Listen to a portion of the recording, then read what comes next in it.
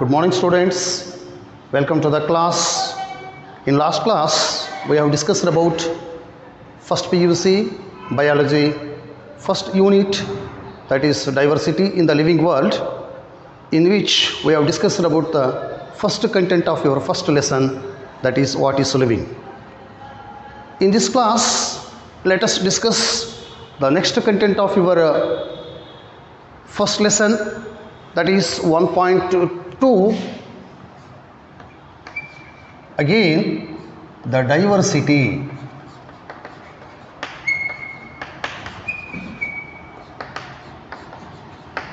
in the living world. Diversity in the living world. So this is your second content of the first lesson. Now, in this we have to understand about biodiversity. Biodiversity. Sometimes you may ask this, you may get this question for 1 mark in the examination. What is biodiversity? Or define biodiversity. So here you have to write that the number and type of organisms, the number and type of organisms found in an area is called biodiversity. Suppose if we get a question in the examination, what is biodiversity or define biodiversity, you have to write the answer like this: number and type of organisms present in a particular area. Suppose if you take an example of an area where how many organisms are present and what kind of organisms are present, type of organisms which are present. So this identification of type of organisms and the total number of organisms is called as biodiversity. And this biodiversity, it can be defined in other ways also. In different ways we can define. In a simplest words, we can define it as species richness. Species richness. This is the simplest form to define biodiversity. Okay, you can understand the word rich or richness. Okay, rich, it can be expressed in different way. Suppose if you take a man, he may be rich in a different forms. He may be rich in money, he may be rich in his health, he may be rich in his knowledge. So in this way, there are many ways to express richness. But when it is concerned about the species, area is rich with the species. Area is rich with the species is called as a biodiversity. But this is the correct definition we can give. But this definition, it is not there in the textbook. So that children, you please remember that if the question appears in the examination, you should give this definition only. I don't say that this is wrong. Okay? In this way, we can give different definitions for this biodiversity. And one more thing is, so far how many organisms are identified and named. So the number of species that are known and described so far, the number of species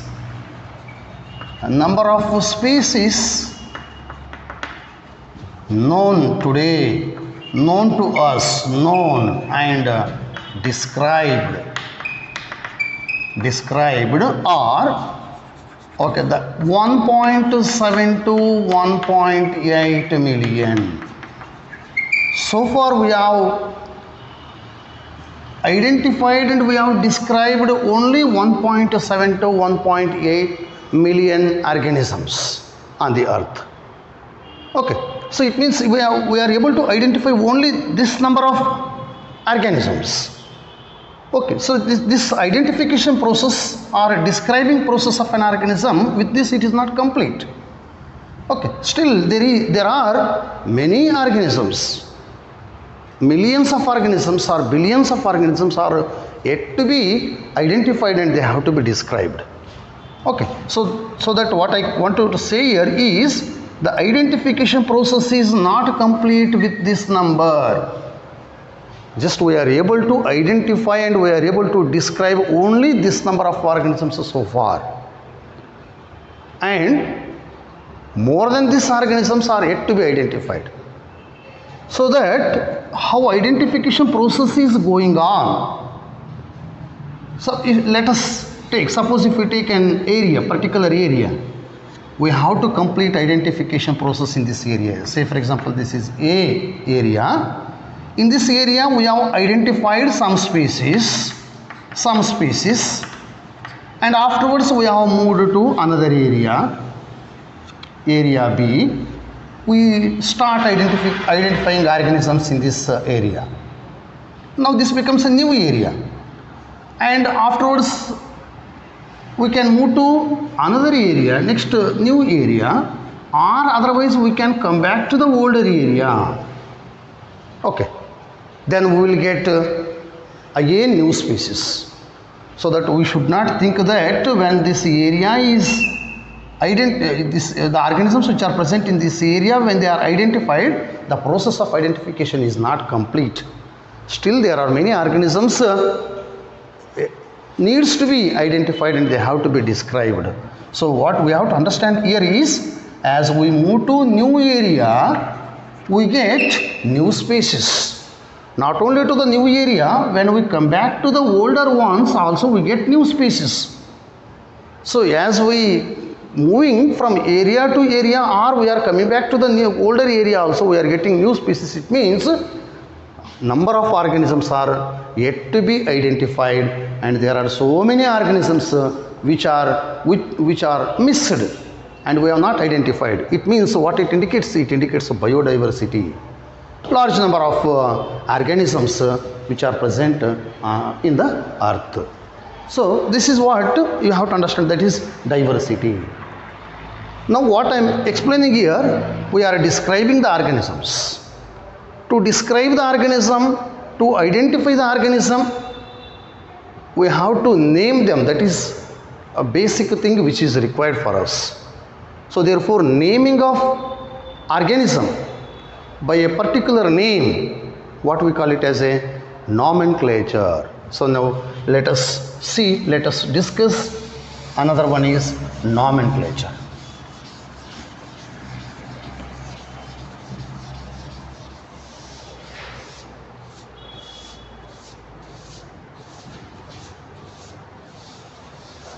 In this content, let us understand.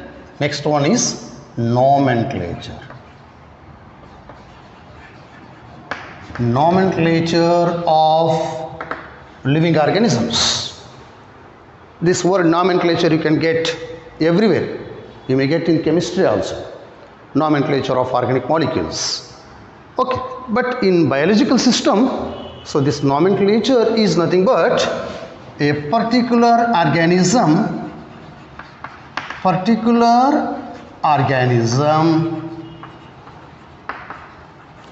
is named by same name all over the world is called as nomenclature. Particular organism is named. Okay, particular organism is named, or particular organism is called by same name, only one name, same name all over the world is called as nomenclature. Okay, so now we can understand particular organism, any organism, it should be called by same name all over the world is called as nomenclature. Okay, why this nomenclature? This question has come to us. What is the need to name the organism, particular organism by the same name all over the world? What is the importance of nomenclature or uses? Uses or importance? Uses or importance of nomenclature. nomenclature. This nomenclature is called as a biological nomenclature. What is the use? What is its significance? What is its importance to name the organism by same name all over the world? There are certain necessities before us. One is to avoid confusion. To avoid confusion in the local names.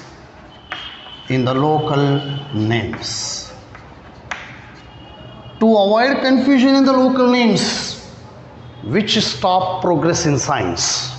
Local names, we have got different names in one particular country. In our country, for a particular organism, we have got different names. Okay, when the local name is given, when the organism is called by local name, other people cannot understand. Therefore, to avoid confusion in local names, this nomenclature or particular organism should be called by same name all over the world. So this is one of the importance. And a nomenclature is possible. Naming particular name we can attach to the organism is possible only when, nomenclature is possible only when the organism is described correctly, which is what we call it as a identification. This is called as identification. So please understand this. What is identification? Then the question arises, and the organism is correctly described by giving some characteristics, then this becomes identification. So these are the two importance of or uses of nomenclature of an organism. Okay, so in this way, so this nomenclature has got its own importance in biological system. Okay, children, let us move to another one. What are the procedures? Okay, to give scientific names to the organisms. Procedures to assign the scientific names. Procedures to assign the scientific names. Procedures to assign the scientific names to the organisms. What procedure we can follow? How the scientific name has to be assigned to the living organisms. For that, there is a solution, okay, in which all plants can be named based on the agreed principles and procedures which are given in ICBN. So now what is this ICBN? This is very, very important from the point of PUC examination, and it is very simple also. Okay, here I stands for international, C stands for international code for, B stands for botanical, N stands for nomenclature. International code for botanical nomenclature. So sometimes you may get a question in the examination. Therefore, I have written a full form here. International code for botanical nomenclature. This is the agreed principles and procedures for naming of the plants. Okay, for all scientific names of the plants are assigned based on these rules which are laid down in ICBN. Similarly, what about the animals? So that is ICZN. So similar. So here this is international code for zoological nomenclature. Zoological. Zoon means animal. So therefore this is international code for zoological nomenclature. Zoological nomenclature. So, which is the agreed principles and procedures by which we can assign names to the animals. So, in this way, these are the two procedures to assign the scientific names to different organisms. Okay. So, what are the importance, or what are the uses of these scientific names? I have already told you uses of nomenclature. Similarly, uses of scientific names. Okay, uses of scientific names. Just I will tell you what are the uses of a scientific names.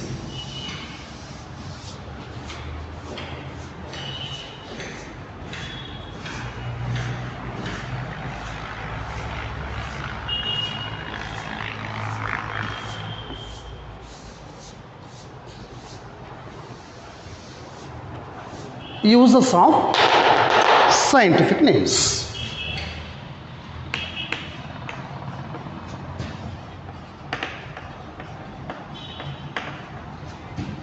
Uses of scientific names. First one. First use is, each organism is known by same name. Each organism is known by same name all over the world, so that there is no confusion. So this is one of the importance of assigning a scientific name to any organism, either to the plant or to the animal. Okay, so this is one of the importance. And the second one is, second significance or second importance of this or uses of this scientific name is, people will come to the conclusion that, so that is scientists able to arrive at the same name, and another one is able to arrive at the same name. Okay, uses of scientific names. What are the uses of scientific names? Each organism has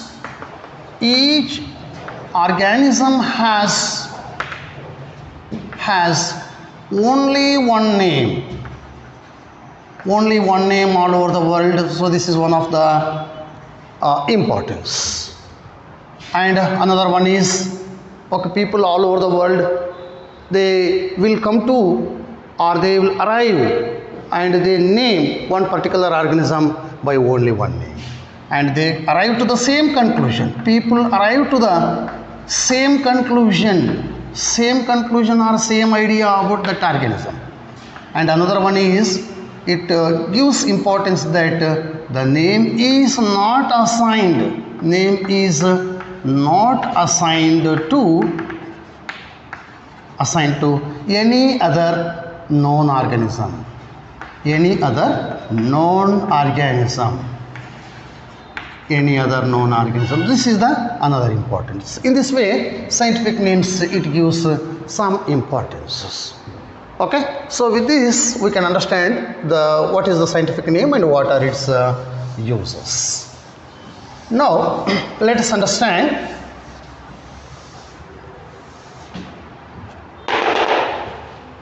binomial nomenclature.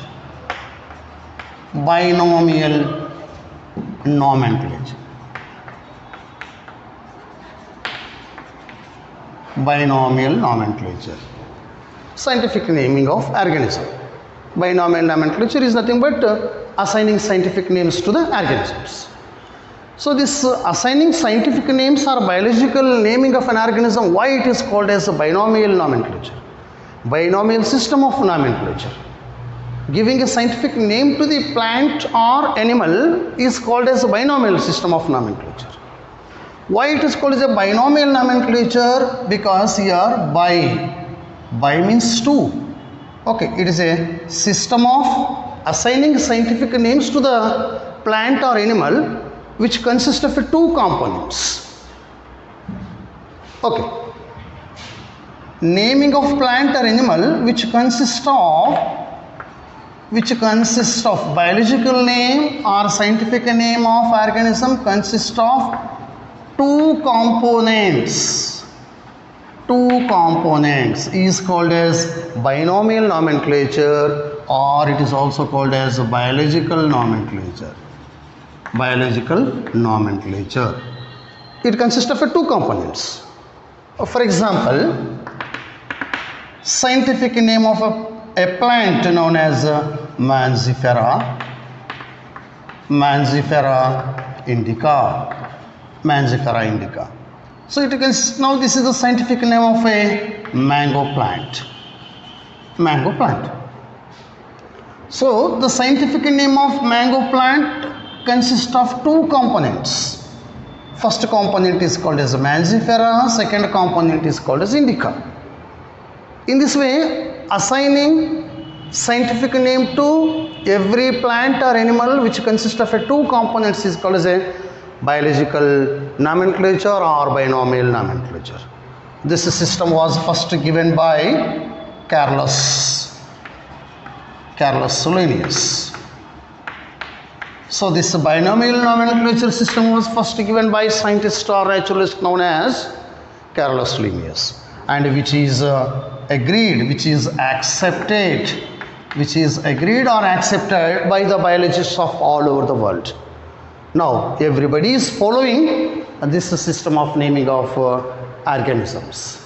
Okay, so now what are the in these different rules are laid down to assign scientific name to plants and animals.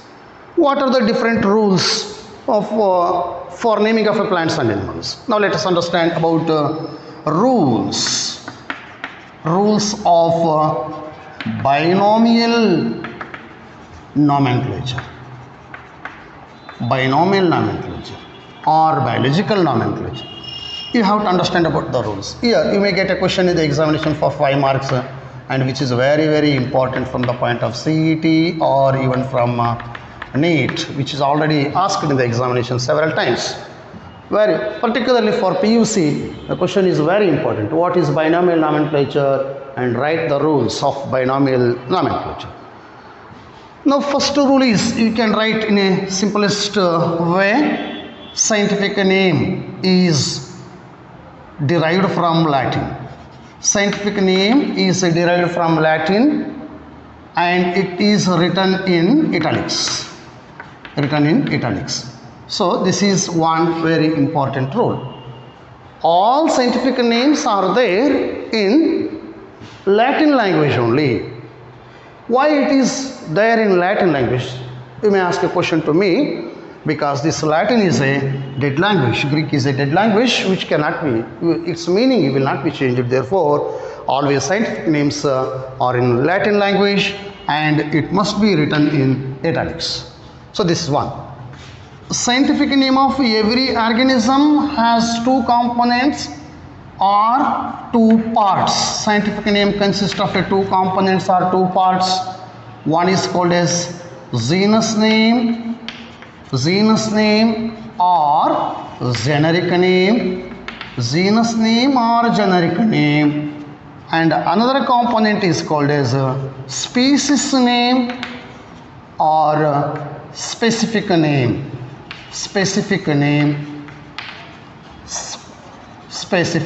You can understand here specific, which is specific to that organism only, or specific epithet. You can use the word specific epithet also. You can write like this also. Okay, so scientific name of every organism consists of two components or two parts, which are genus name and species name. Genus name is also called as generic name. Species name is also called as a specific, because which is specific to that organism, and which is also called as a specific epithet. Okay, and one more rule. The genus name always it should begin with a capital letter. Genus name should begin with a capital letter. Only beginning of the genus name must be in capital letter. Manzifera, only M, not other letters. Begin with a capital letter. And specific epithet, species name species name should begin with a small letter. Should begin with a small letter. Okay, species name should begin with a small letter. Indica, where I should start with a small letter only. There are certain reasons why it has to be so.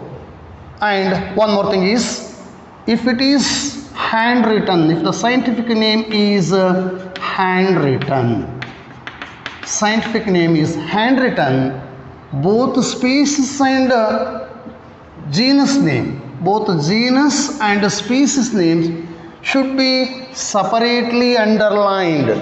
Genus and species names should be separately underlined when the scientific name is in handwritten form. If it is printed in the printed form, it must be in italics only. It must be in italics. Okay, so this is another rule. Next one is the name of the scientist who describes the plant or animal. His name has to be added after the species name. Name of the scientist who describes the organism should be added after the scientific name. For example, Mangifera indica Linn. Mangifera indica Linn. So in this way we can write this. Linn is the name of the scientist who described the organism. Okay, Linnaeus. So in this way, so scientist name who describes the organism should be added after the specific name. So these are all some important rules which are required, which are laid down in ICBN and ICZN to name the plant or to name the animals. To assign scientific name, we have to follow these rules. Children, please understand, and this is very, very important from the point of examination regarding your first PUC annual examinations. Okay, you will get a question for 3 marks or for 2 marks or 5 marks. Okay, so based on this you can answer, and sometimes you may get a question based on this in the NEET or CET also. Okay, so these are all various rules of naming of a plant or animal. So this system is known as a biological nomenclature. And another one is you have to understand classification.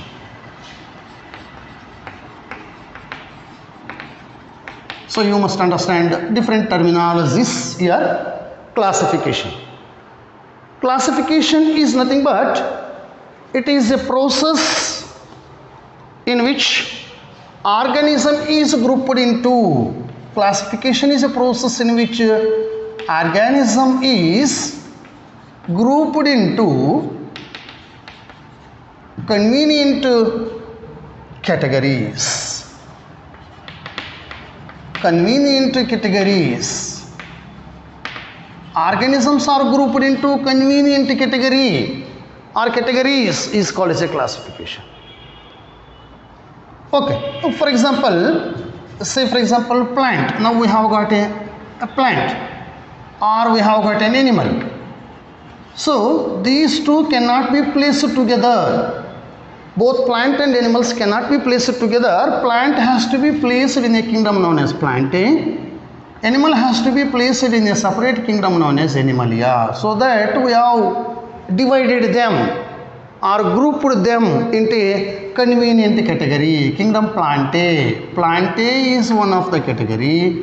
Animalia is another category. Okay, we have divided, we have grouped them into a convenient category. So this process of dividing them into a convenient groups is called as classification. Okay, for example, let us understand some important examples as per your textbook. Okay, we can see a dog. We can observe the dog. Characteristics of the dog. By seeing it, we can understand that the animal is a dog. We don't get confused.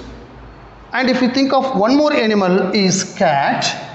Okay, so these two animals we can understand easily. This animal is a dog, this animal is a cat, but we cannot consider them under same group or same class. This group is different, this animal is different, this animal is different, so that both belongs to different groups. Okay, in this way we can classify these.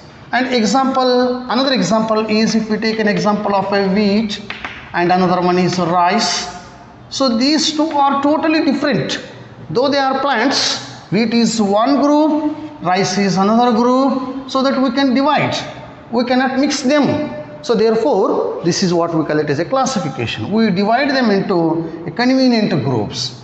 Again, when it comes to the dogs, we can say that that dog is different, this dog is different, that breed is different. Again, we think of the breed. Alsatian is one of the breed of a dog. That Alsatian breed cannot be considered into another breed. In this way, we have to go on dividing them into specific groups is called as classification. Okay, in this classification, that category, that scientific term of category is called as a taxon. Taxon, you may get a question in the examination, what is taxon? So this taxon is nothing but a category or a rank in the classification system is called as a taxon. A particular category or particular rank in the classification of organism is called as a taxon. And instead of taxon, we can write a taxa. Taxa is the plural of a taxon. So like this, we can understand about classification of living organisms. And one more thing is, you have to understand another terminology which is related to classification is called as taxonomy. Taxonomy.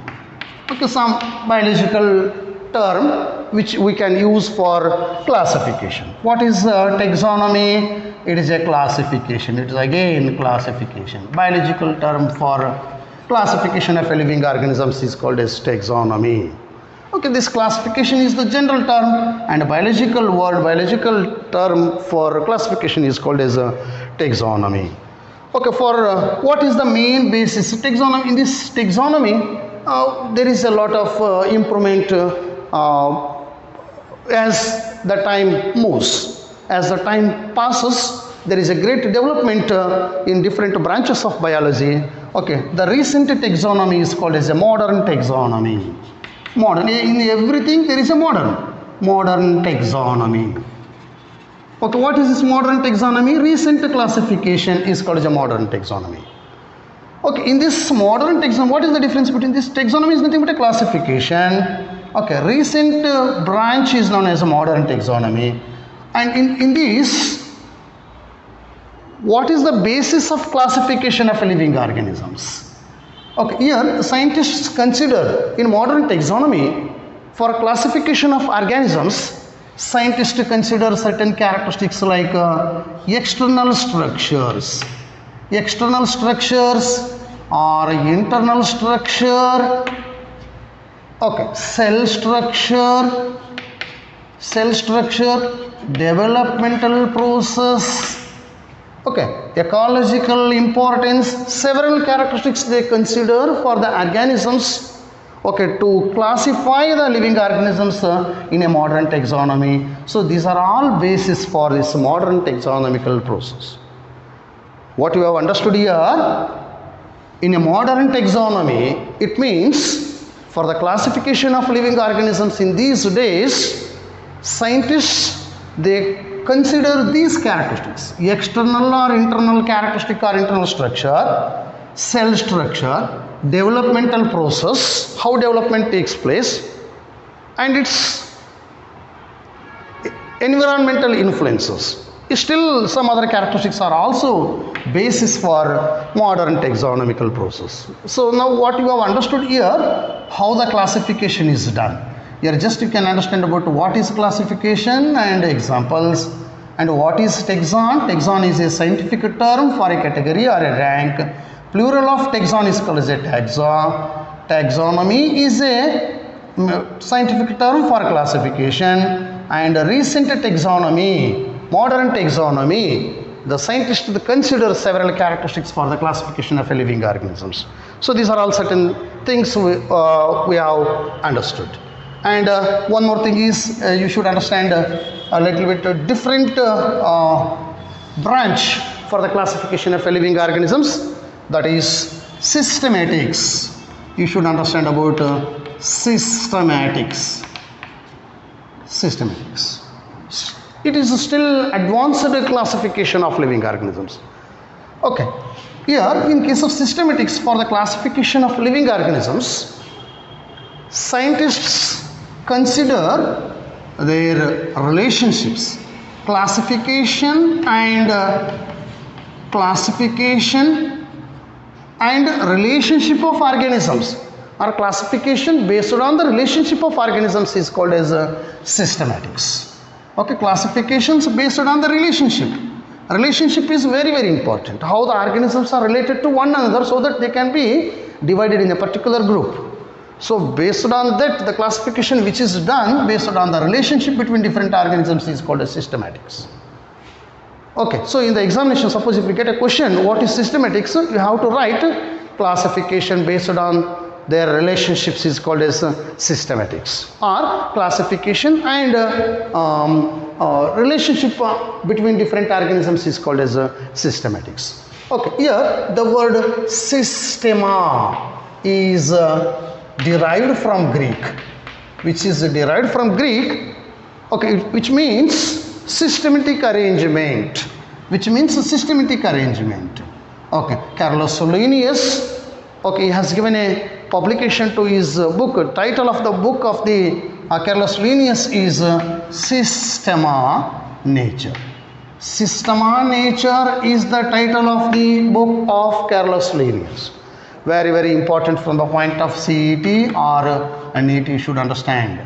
So children, with this your 1.2 is over, and thank you very much, and we'll move to the next one in the next class. Thank you.